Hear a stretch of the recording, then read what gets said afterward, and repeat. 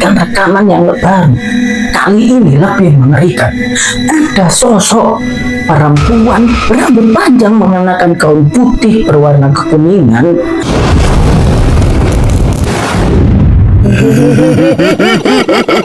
Ada keluarga kecil yang baru saja pindah ke rumah baru di pinggiran kota. Untuk merayakan awal yang baru, mereka berfoto bersama di ruang tamu.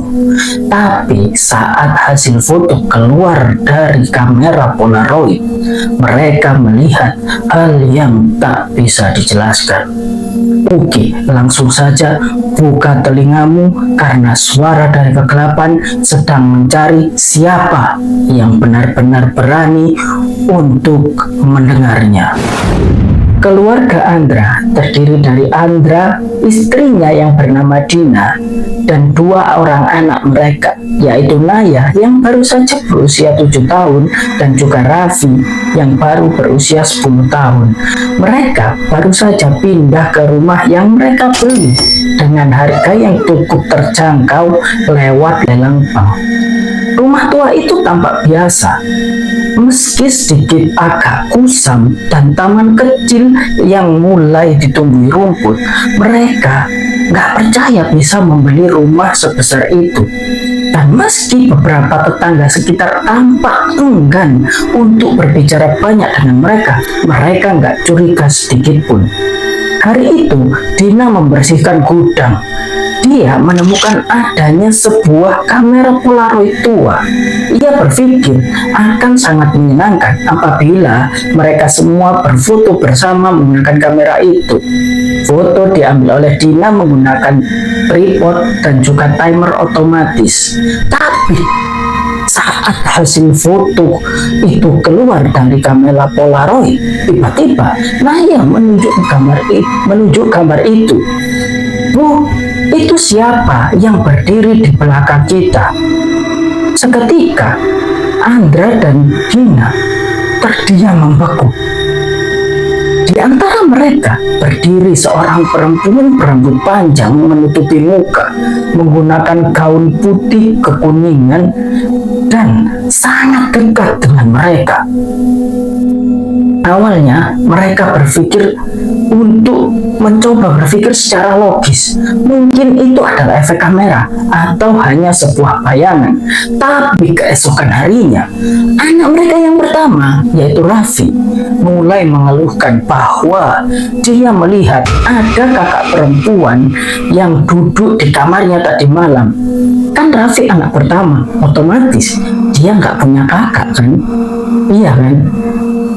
Di situ Andra dan Dina sedikit berpikir, masa iya anakku halu mungkin ya? Tapi nggak cuma itu, sob. Ternyata Naya mulai hari itu juga bertingkah sedikit aneh. Dia mulai sering berbicara sendiri di pojok ruangan. Dia tertawa sendiri sambil berkata, kakak baru itu menyuruh aku untuk main petak umpet di loteng.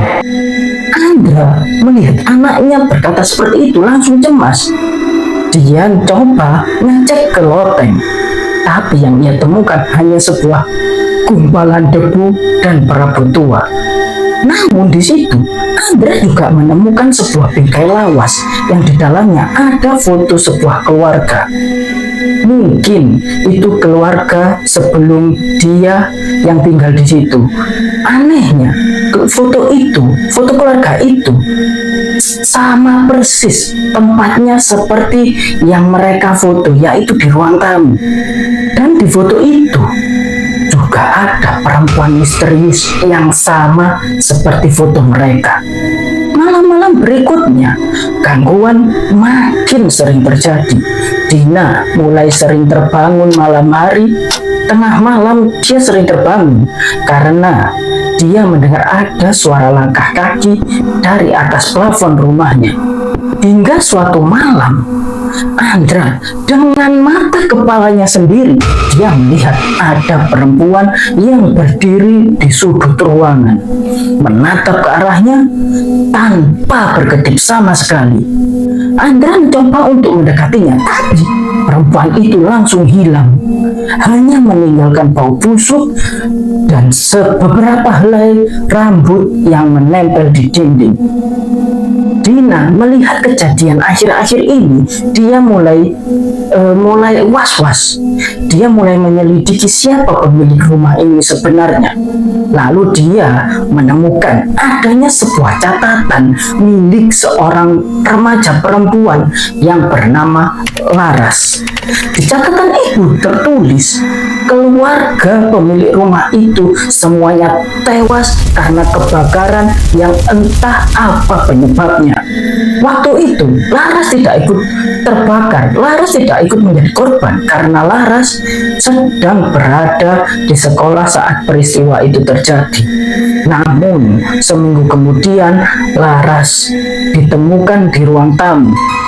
Dia mengakhiri hidupnya dengan cara menggantung diri. Andra memutuskan untuk merekam segala kejadian di rumah semalaman penuh. Kamera CCTV dia pasang di setiap sudut rumahnya. Dan hasilnya sedikit mengejutkan, yaitu Naya tidur sambil berjalan dan dia tertawa-tawa sendiri. Itu membuat Andra semakin cemas. Lalu keesokan harinya, Andra juga mendapatkan rekaman yang baru. Kali ini lebih mengerikan. Ada sosok perempuan berambut panjang mengenakan gaun putih berwarna kekuningan dengan tangan yang sangat hitam, kukunya panjang-panjang, sedang menggenggam Naya berjalan menuju ke arah loteng. Seketika Andra langsung ngecek ke kamar Naya, tapi Naya masih tetap berada di kamar seperti biasanya. Hanya saja kali ini Naya jadi lebih pendiam. Dia nggak mau ngomong. Katanya dia cuma mau ngomong sama kakak perempuan baru itu. Saat Andra memutuskan untuk melakukan foto bersama sekali lagi untuk memastikan, ternyata hasilnya nyaris membuat Andra dan Dina menjadi gila. Sosok perempuan yang awalnya berdiri di belakang mereka sekarang sudah duduk di antara mereka berempat sambil menggenggam tangan Naya. Andra memutuskan untuk harus segera pergi dari rumah ini karena itu menurut dia sudah mengancam keluarganya. Tapi saat mereka mengemas-kemas barang, tiba-tiba Naya nggak mau ikut pergi. Dia cuma bilang, kakak baru itu menyuruh aku untuk tinggal di sini karena dia sudah mulai sayang sama aku. Pas Naya bilang kayak gitu, setelah itu tiba-tiba semua lampu di rumah padam total. Dan ada suara tawa menggema dari arah dalam rumah. Dina mencoba untuk meneriaki nama Naya berulang-ulang kali, tapi nggak ada jawaban sama sekali. Yang ia dengar justru suara tawa kecil dan suara klik dari kamera Polaroid yang secara otomatis memfoto mereka. Oke, terima kasih karena sudah mendengarkan cerita ini sampai akhir. Kalau kalian punya cerita yang menarik, cerita horor yang menurut kalian seram dan ingin dibacakan di channel Suara dari Kegelapan, kirim aja cerita kalian di suarahororkalian@gmail.com. Siapa tahu cerita kalian yang bakalan kita sampaikan di channel ini. Jangan lupa klik like dan subscribe agar kalian gak ketinggalan cerita horor menarik lainnya dari channel ini.